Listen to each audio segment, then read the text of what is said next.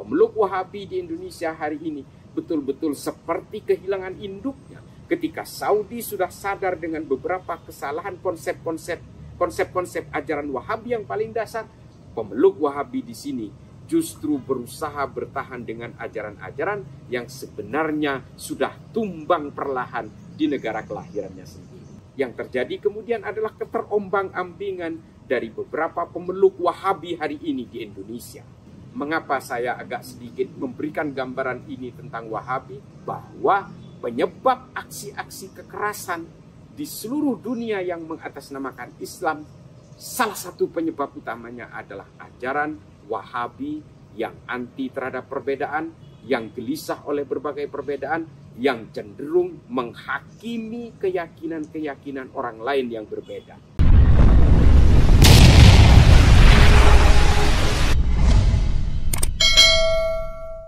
Saudara-saudaraku sekalian, salah satu tipologi dasar dari kelompok radikal ekstrim maupun teror adalah berusaha untuk membawa kehidupan beragama ini kepada ajaran-ajaran yang terdahulu.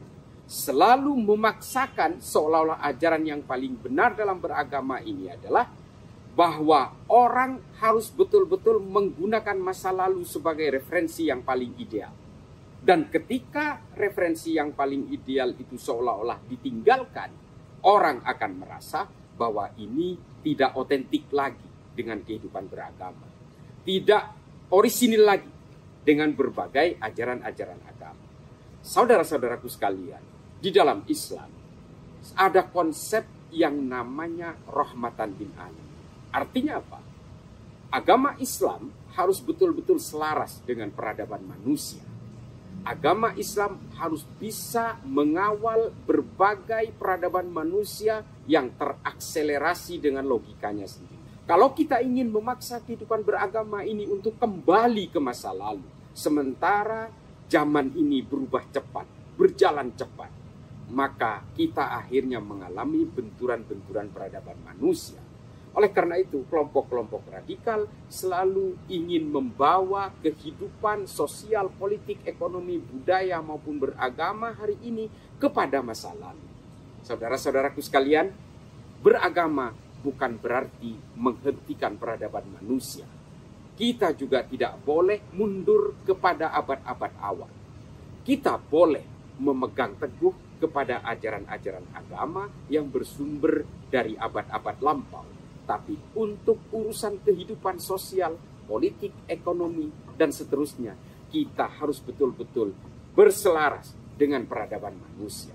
Kalau kita betul-betul ingin otentik dan orisinil dengan masa lalu, maka yang terjadi adalah benturan-benturan. Sehingga apa yang kita alami hari ini. Saudi misal.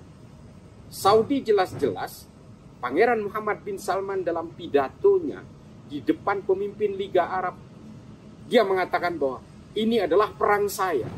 Ini adalah perangnya Saudi untuk memerangi berbagai ajaran agama yang memaksa untuk berhenti peradaban manusia pada abad-abad lampau. Sehingga apa? Pangeran Muhammad bin Salman di situ mengatakan bahwa Arab harus bisa bersaing dengan orang-orang Eropa yang lebih fleksibel, lebih luas dengan peradaban manusia. Saya sebagai pemeluk Islam sama seperti orang-orang yang di Saudi sepakat dengan anjuran dari Pangeran Muhammad bin Salman ini. Karena apa? Agama bukan berarti harus berhenti peradaban manusia.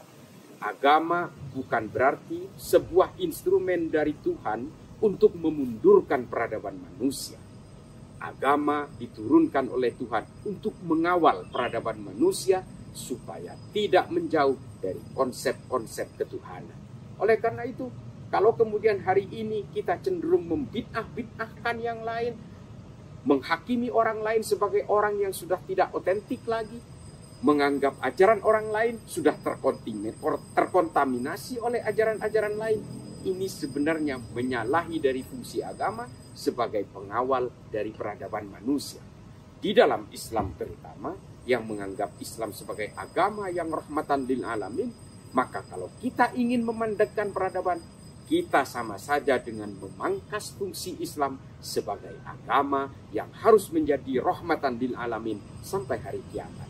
Oleh karena itu, kita harus bisa membedakan mana yang betul-betul harus otentik dan mana yang harus berselaras dengan kehidupan manusia.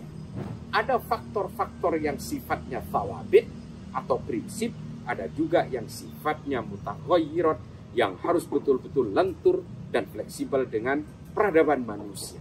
Oleh karena itu, ajaran-ajaran yang berbasis kekerasan ini rata-rata adalah orang-orang yang memaksa agar kehidupan beragama ini kembali ke abad lampau. Ini sama saja memutar kembali arah jarum jam beserta seluruh akselerasi kehidupan untuk mundur beratus-ratus tahun ke belakang. Dan ini sungguh tidak mungkin. Oleh karena itu, kita sebagai pemeluk agama, bukan hanya pemeluk Islam, pemeluk Kristen, Hindu, Buddha, dan seterusnya, kita harus bisa mengawal peradaban manusia ini, tetap berpegang teguh kepada konsep ketuhanan, tapi kita juga harus betul-betul bisa mengakselerasi dengan peradaban manusia. Kalau kita memaksa untuk terus hidup seperti orang-orang pada zaman lampau, kita akan menjadi bangsa yang primitif. Dikatakan oleh siapa? Oleh Muhammad bin Salman di Arab Saudi. Oleh karena itu, Pangeran Muhammad bin Salman hari ini secara terbuka mengatakan akan meninggalkan mitos-mitos politik dan ajaran agama masa lalu yang justru menghambat akselerasi peradaban manusia di Saudi. Hari ini, Saudi menyatakan terbuka juga akan meninggalkan ajaran-ajaran Muhammad bin Abdul Wahab yang selama ini dianggap membelenggu Arab Saudi dari competitiveness dari bangsa-bangsa lain di dunia. Hari ini Saudi bertekad untuk menjadi motor pergerakan peradaban manusia tanpa harus menghilangkan maqasidus syariah dari ajaran Islam sendiri. Oleh karena itu, yang terjadi kemudian adalah keterombang-ambingan dari beberapa pemeluk Wahabi hari ini di Indonesia. Pemeluk Wahabi di Indonesia hari ini betul-betul seperti kehilangan induknya ketika Saudi sudah sadar dengan beberapa kesalahan konsep-konsep ajaran Wahabi yang paling dasar. Pemeluk Wahabi di sini justru berusaha bertahan dengan ajaran-ajaran yang sebenarnya sudah tumbang perlahan di negara kelahirannya sendiri. Oleh karena itu, saudara-saudaraku sekalian, mengapa saya agak sedikit memberikan gambaran ini tentang Wahabi? Karena seperti yang sudah saya terangkan di sesi-sesi saya sebelumnya, bahwa penyebab aksi-aksi kekerasan di seluruh dunia yang mengatasnamakan Islam, salah satu penyebab utamanya adalah ajaran Wahabi yang anti terhadap perbedaan, yang gelisah oleh berbagai perbedaan, yang cenderung menghakimi keyakinan-keyakinan orang lain yang berbeda. Kita tinggalkan ajaran-ajaran yang seperti ini. Kita tidak boleh lagi gelisah oleh perbedaan, karena agama diturunkan Tuhan bukan untuk menciptakan kebencian, bukan diciptakan untuk menghakimi orang lain, bukan diciptakan untuk menghitung dosa orang lain. Kita semua harus mencintai agama masing-masing tanpa harus menjelek-jelekan agama orang lain. Untuk mengatakan istri saya cantik, saya tidak harus menjelek-jelekan istri orang lain. Ini adalah analogi dasar. Oleh karena itu, saudara-saudaraku sekalian, berbagai ajaran-ajaran yang meminta kita untuk gelisah oleh perbedaan ini harus kita tinggalkan. Agama tidak diciptakan untuk membuat huru-hara. Agama diciptakan oleh Tuhan untuk supaya manusia menghargai manusia lainnya dan juga tetap terjaga untuk menciptakan perdamaian di seluruh alam semesta sampai hari kiamat. Dan bagi kita yang memeluk Islam, tolong dicamkan bahwa Islam diturunkan oleh Allah sebagai agama yang menyempurnakan agama sebelumnya. Al-Quran juga diciptakan untuk menyempurnakan kitab-kitab suci sebelumnya.